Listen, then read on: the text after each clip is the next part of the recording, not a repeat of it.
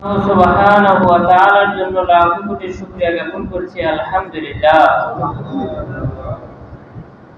দরুদ ও সালাম বর্ষিত হোক নবী মুহাম্মদ সাল্লাল্লাহু আলাইহি ওয়াসাল্লামের প্রতি, যার সমস্ত অপরাধ না থাকার পরেও, সামনের পেছনের অপরাধগুলোকে ক্ষমা করার পরেও যিনি সর্বদা ইস্তেগফার পাঠ করার মাধ্যমে আমাদের ইস্তেগফারের ফজিলত বুঝিয়েছেন, সেই মহামানবের প্রতি লাখ কোটি দরুদ ও সালাম বর্ষিত হোক। আল্লাহুম্মা সাল্লি আলাইহি, আল্লাহুম্মা বারিক আলাইহি।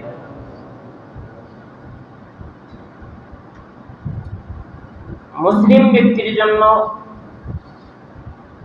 অত্যন্ত গুরুত্বপূর্ণ একটি বিষয় হচ্ছে তাওবা।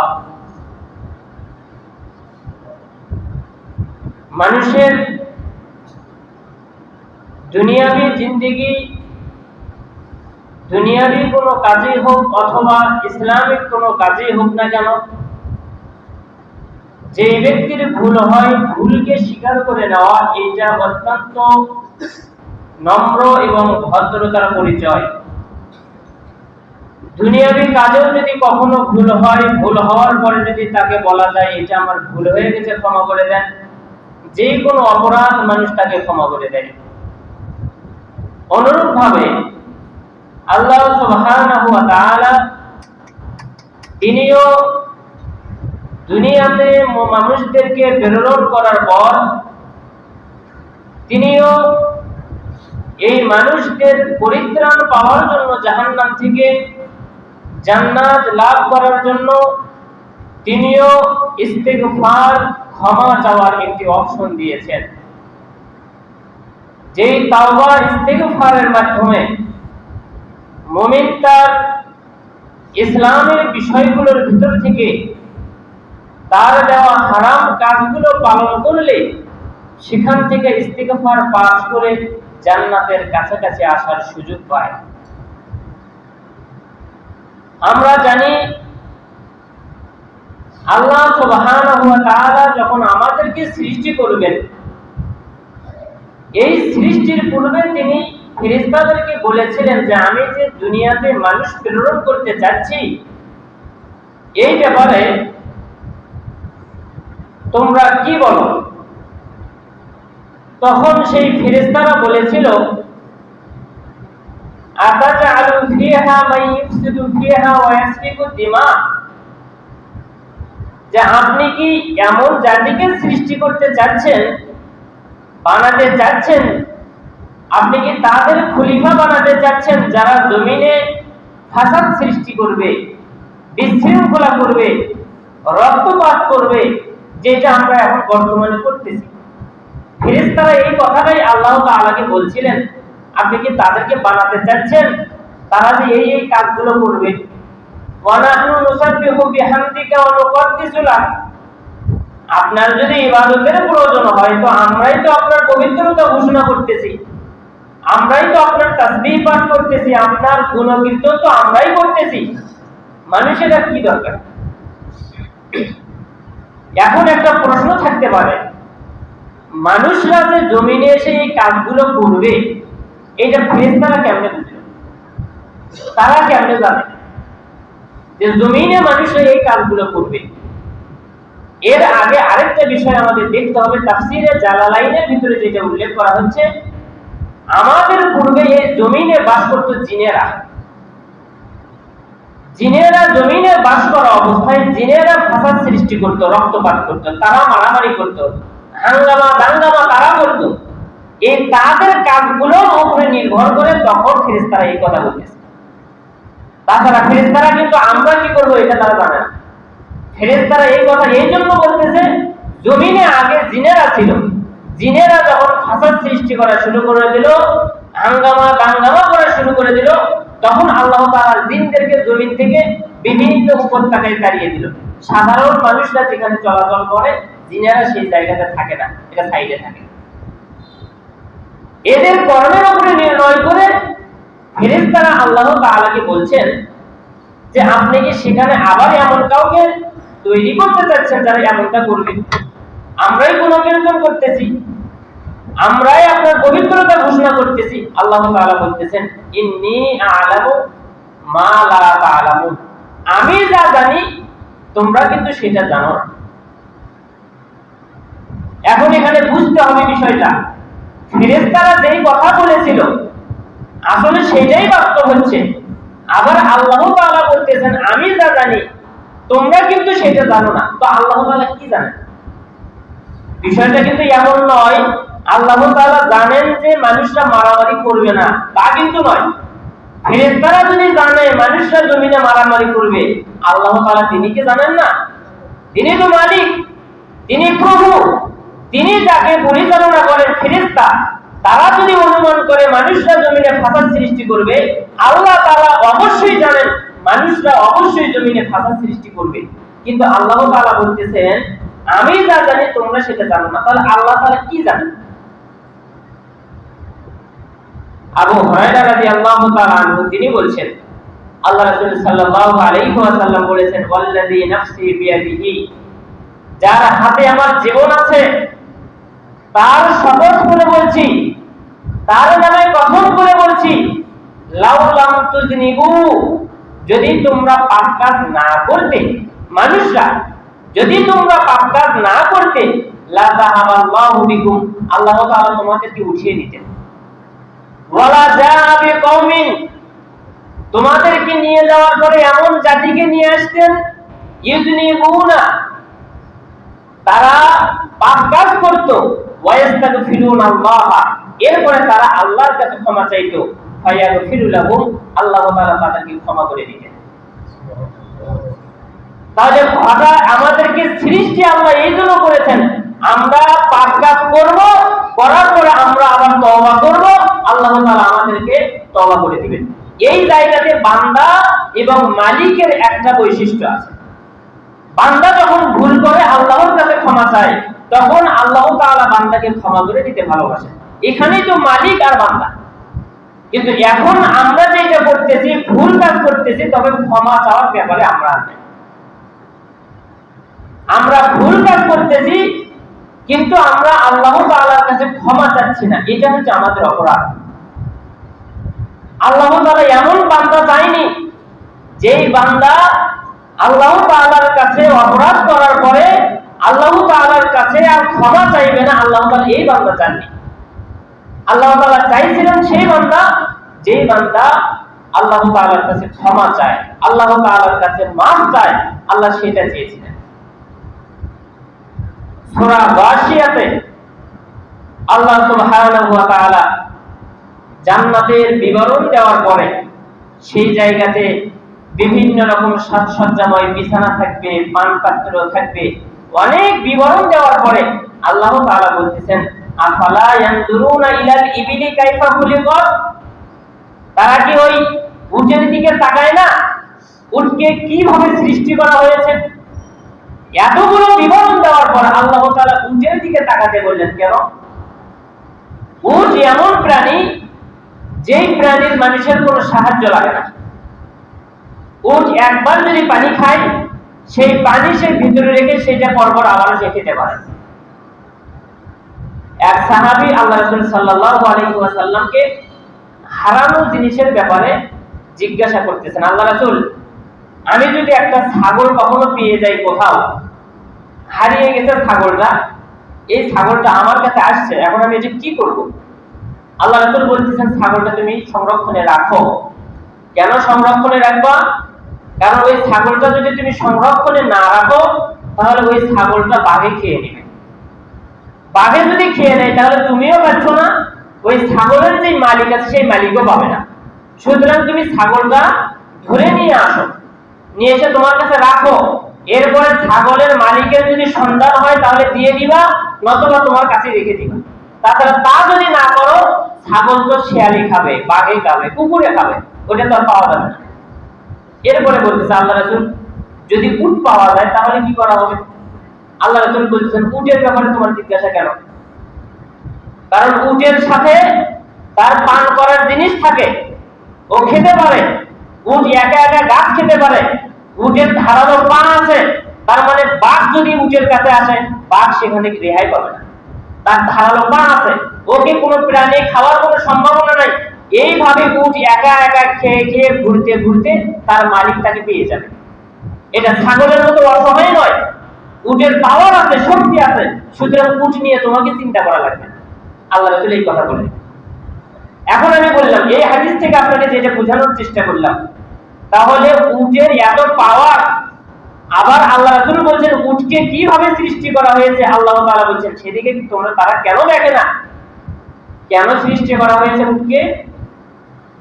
যত রকমের প্রাণী আছে, যত রকমের পশু আছে, সব চাইতে বিনয়ী, নম্র, অতি দ্রুত তাড়াতাড়ি যেই প্রাণী মানুষের পোষ মেনে যায়, মানুষের আনুগত্য করা শুরু করে, সেটা হচ্ছে উট। উটকে পোষ মানানোর জন্য বিভিন্ন কলা কৌশল করা লাগে, এমনিতেই উট আনুগত্যশীল। আল্লাহ তাআলা এরপরে আবারও বলছেন উটের দিকে তাকাও, উটের যদি এত পাওয়ার থাকে, উটের যদি এত শক্তি থাকে, উট যদি অবুঝ হয়ে থাকে, এরপরেও যদি মানুষের আনুগত্য করে থাকে, তোমার রবকে তুমি কি চেনো না? তোমার জন্য জান্নাত এইরকম ভাবে সৃষ্টি করে রেখেছে। তোমার রবকে তুমি চেনো না, যিনি আসমান এবং জমিনের মাঝখানে কোন রকমের খুঁটি ছাড়াই তিনি স্থাপন করে রেখেছেন। তোমার রবকে কি তুমি চেনো না, যিনি জমিনকে স্থির করার জন্য তিনি পাহাড়গুলোকে পেরেক স্বরূপ রেখেছে। তোমার রবের কুদরত কি তুমি বোঝো না? এরপরে তুমি তোমার রবের কাছে ক্ষমা না চেয়ে, ইস্তিগফার না করে তুমি তোমার রবের সাথে অহংকারী করবে? মানে যে প্রাণীর এত শক্তি থাকার পরে সামান্য মানুষের যদি আনুগত্য করতে পারে, তাহলে তুমি বান্দা হয়ে তোমাকে দুর্বল করে সৃষ্টি করার পরেও তুমি তোমার রবের কাছে মাথা নত করবা না, তোমার রবের সাথে তুমি অহংকার করবা, এটা তো হতে পারে না। সম্মানিত মুসলিম দিনী ভাই, যে কথা আমি বোঝানোর চেষ্টা করেছিলাম, আমরা দুর্বল জাতি, আল্লাহ তাআলা আমাদেরকে দুর্বল করে সৃষ্টি করেছেন, কিন্তু দুর্বল করে সৃষ্টি করার পরে আল্লাহ তাআলা আমাদেরকে একটা মর্যাদা দিয়েছেন, আল্লাহ তাআলা আমাদের একটা সম্মান দিয়েছেন। তবে এই সম্মান পাবে তারাই যাদের ভিতরে থাকবে ঈমান। এই সম্মান পাবে তারাই যাদের মধ্যে থাকবে তাওহীদ। যারা হবে পরিপূর্ণ মুসলমান, তারা হবে সৃষ্টির সেরা। সৃষ্টির সেরা মানুষ বলে থাকে আশরাফুল মাখলুকাত, মানুষ হচ্ছে সৃষ্টির সেরা। মানুষ সৃষ্টির সেরা যেমন এক কথাই উত্তর হবে না, তেমনি ভাবে মানুষের ক্যাটাগরি মানুষ যেমন এক কথাই হয় না। মানুষ যেমন দুই ক্যাটাগরির, এক হচ্ছে ভালো মানুষ, আরেকটা হচ্ছে খারাপ মানুষ। অনুরূপ ভাবে মানুষের ভিতরে প্রকারভেদ আছে। এই মানুষ সৃষ্টির সেরা হতে গেলে অবশ্যই তাকে ঈমান নিয়ে আসতে হবে, তাকে মুসলিম হতে হবে, তার ভিতরে ইসলাম থাকতে হবে, নচেত এই মানুষ হবে একেবারে সৃষ্টির নিকৃষ্ট হবে। উলাইকা হুম খায়রুল বারিয়া, সূরা বাইয়িনাতে আছে উলাইকা হুম খায়রুল বারিয়া, আবার পরবর্তীতে আছে উলাইকা হুম শাররুল বারিয়া। ঈমান যদি থাকে, তাওহীদ যদি থাকে, আমল যদি থাকে, এই যেমন সৃষ্টির সেরা, ঈমান যদি না থাকে, তাওহীদ যদি না থাকে, আমল যদি না থাকে, এ তেমনি হচ্ছে সৃষ্টির একেবারে নিকৃষ্ট। সুতরাং দুই হাত, দুই পা, দুই চোখ, দুই কান, কথা বলতে পারি, বুদ্ধি আছে, বিবেক আছে, সবকিছু আছে, এর মানে আমি সৃষ্টির সেরা হয়ে যাব, এটা ভুল ধারণা। সম্মানিত মুসলিম দিনী ভাই, আমাদের ভিতরে সব আছে, শুধুমাত্র আমাদের তাওবার অভাব। আল্লাহ সুবহানাহু ওয়া তাআলা তাওবা করাতে এত খুশি হন যেটা বলে প্রকাশ করা যাবে না। একটা হাদিস আমি আপনাদেরকে বলছি, রাসূলুল্লাহ সাল্লাল্লাহু আলাইহি ওয়াসাল্লাম সেই ব্যক্তির ব্যাপারে বলছেন, আল্লাহ সুবহানাহু ওয়া তাআলার কথা বলছেন, রাসূল সাল্লাল্লাহু আলাইহি ওয়াসাল্লাম, ইয়াযহাকুল্লাহু ইলা রাজুলাইনি, আল্লাহ তাআলা ওই দুই ব্যক্তিকে দেখে হাসেন। আল্লাহ তাআলা হাসেন ওই দুই ব্যক্তিকে দেখে, ইয়াকুতুলু আহাদুহুমাল আখার, একজন আরেকজনকে হত্যা করেছে, একজন আরেকজনকে হত্যা করেছে, এই দুই ব্যক্তিকে দেখে আল্লাহ তাআলা হাসেন। অথচ যে ব্যক্তি হত্যা করেছে তাকে দেখে আল্লাহ তাআলা রাগ করার কথা, কিন্তু তাকে দেখে আল্লাহ তাআলা হাসেন। ব্যাপারটা অন্যরকম হয়ে গেল। সাহাবায়ে কেরাম আল্লাহ রাসূল সাল্লাল্লাহু আলাইহি ওয়াসাল্লাম কি বলছেন, আল্লাহ রাসূল সাল্লাল্লাহু আলাইহি ওয়াসাল্লাম বলেন, দুই ব্যক্তিকে দেখেই আল্লাহ তাআলা হাসেন। কেন হাসেন?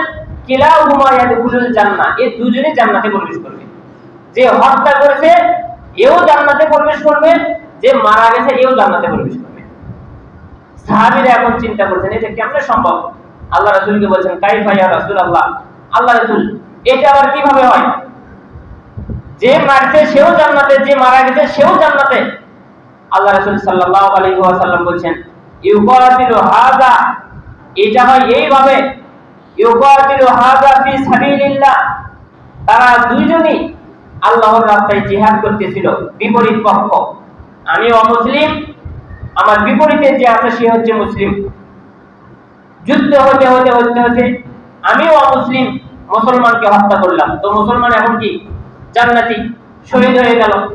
আমি তো বেঁচে আছি, আমি বেঁচে আছি, কিন্তু পরবর্তীতে আমি অনুতপ্ত হয়ে তওবা করে আল্লাহ তাআলার কাছে আমি ক্ষমা চেয়ে আমি মুসলমান হয়ে গেলাম।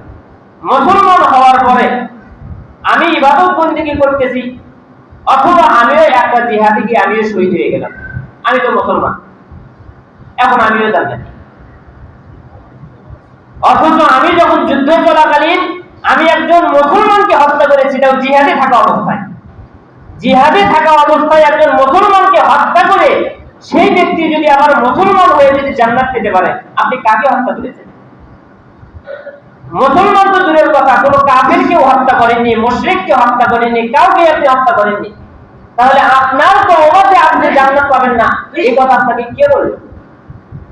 সম্মানিত মুসলিম দিনী ভাই, আমরা আসি আল্লাহ সুবহানাহু ওয়া তাআলার কাছে ফিরে আসি। বিশেষ করে যে কাজগুলো তো আমাদের একেবারেই কোনো ফায়দা নেই, আমরা সেই কাজগুলো করার চেষ্টা করি। মুসলমান হিসেবে আমাদের ৫ ওয়াক্ত সালাতের অত্যন্ত প্রয়োজন। ৫ ওয়াক্ত সালাত আমরা যেখানে সময় পাবো আমরা সেই জায়গাতে আদায় করার চেষ্টা করি ইনশাআল্লাহ।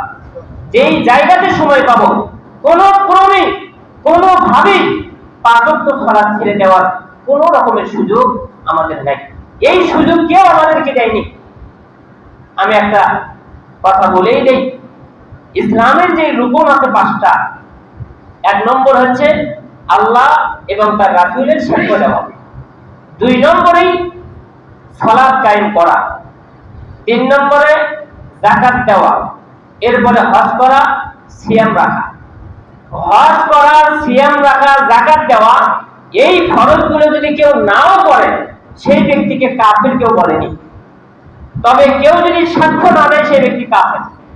কেউ যদি সাক্ষ্য দানের পরে সালাত আদায় না করে তাহলে সেই ব্যক্তি কাফের। তৎকালীন সময়ে সাহাবীরা বলছেন, আমরা এমন কোন ইবাদতকে ছেড়ে দেওয়া কুফরি মনে করতাম না, শুধুমাত্র কুফরি মনে করতাম সালাত ছেড়ে দেওয়াকে। এত এত ইবাদত থাকতে শুধুমাত্র সালাতের কথা তারা কেন বলছেন? কারণ ইবাদতের মধ্যে কোন ইবাদতকে ছেড়ে দিয়ে কাফের হয় না, শুধুমাত্র সালাতকে ছেড়ে দিয়ে মানুষ কাফের হয়ে যায়। এই জন্য আমি আপনাদেরকে বলবো,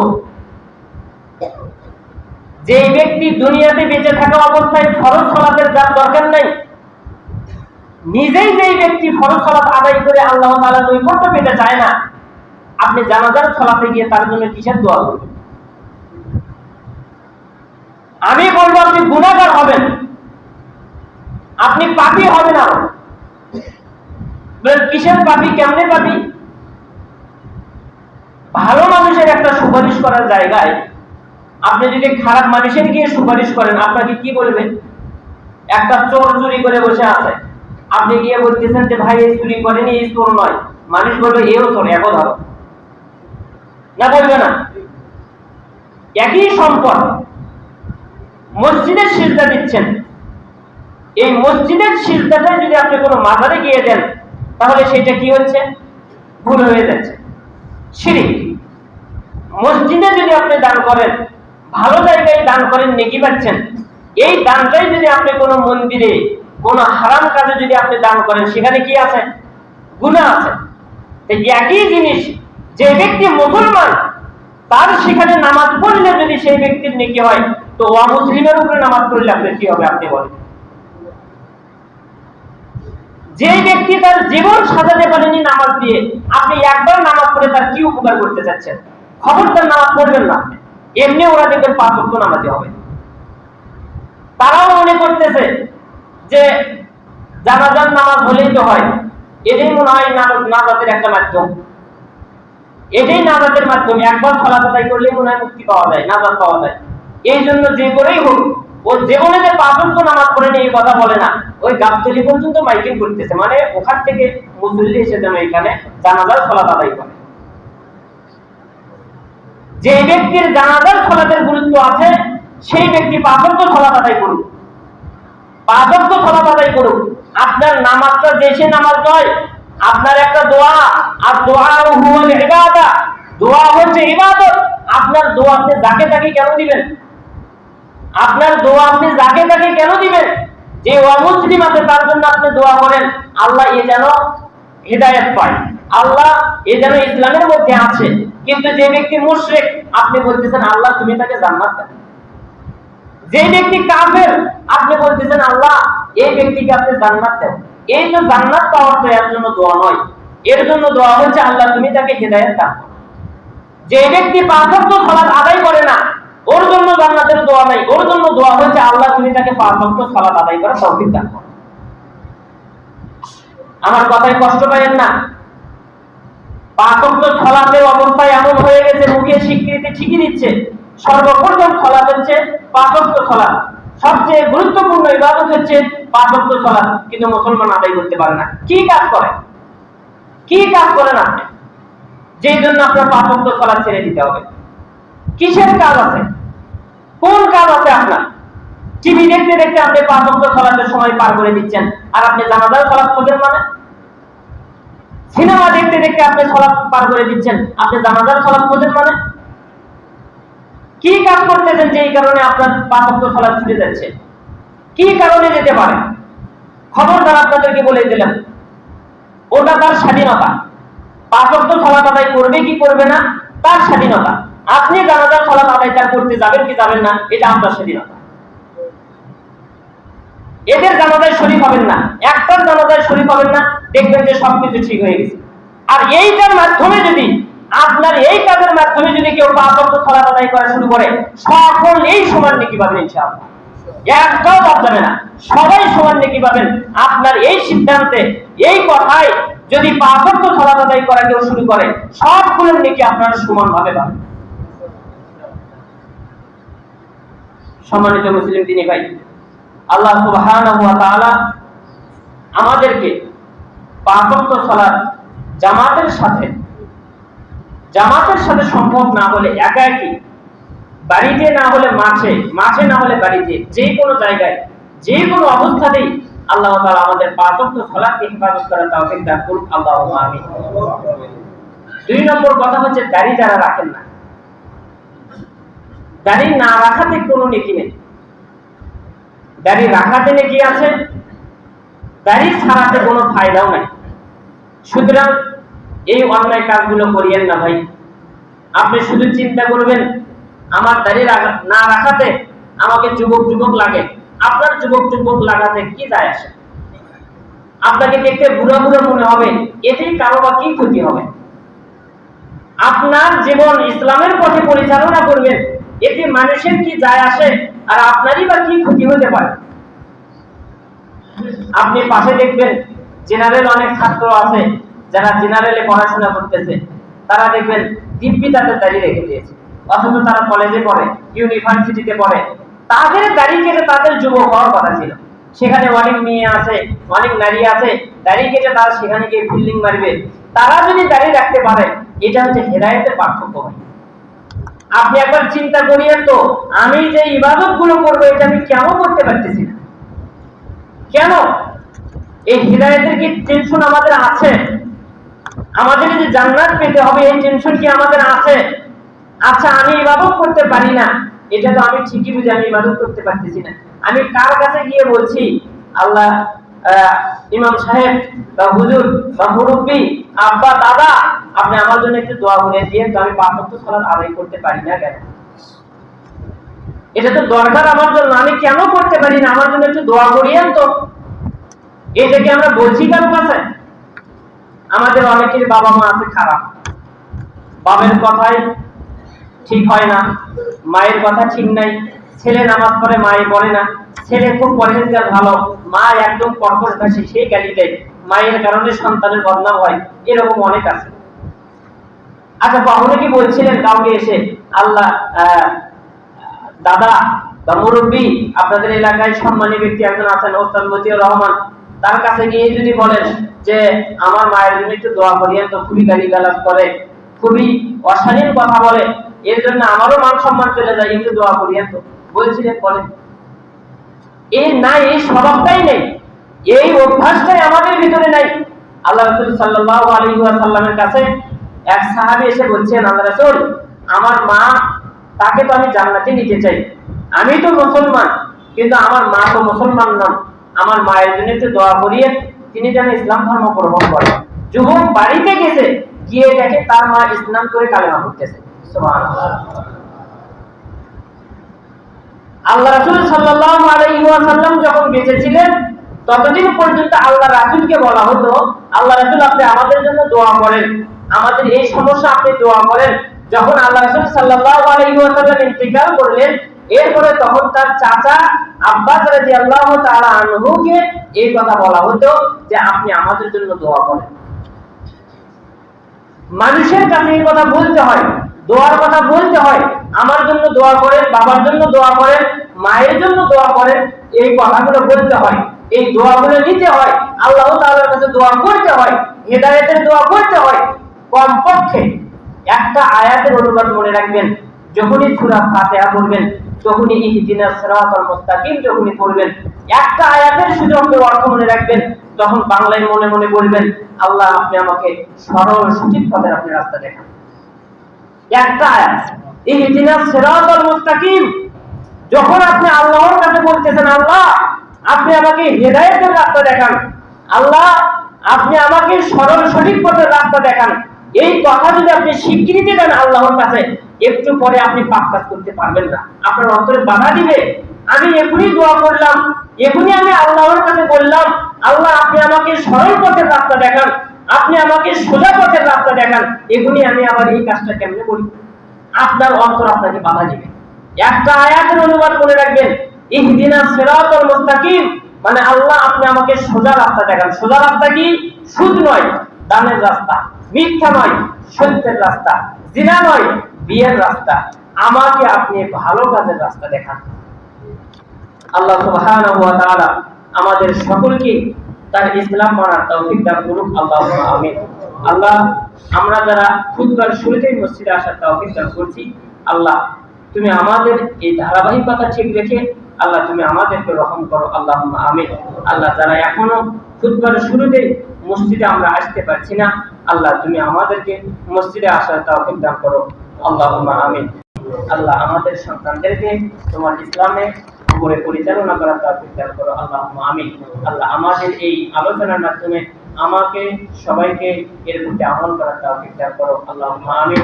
ওয়া আখিরু দাওয়ানা আলহামদুলিল্লাহি রাব্বিল আলামিন।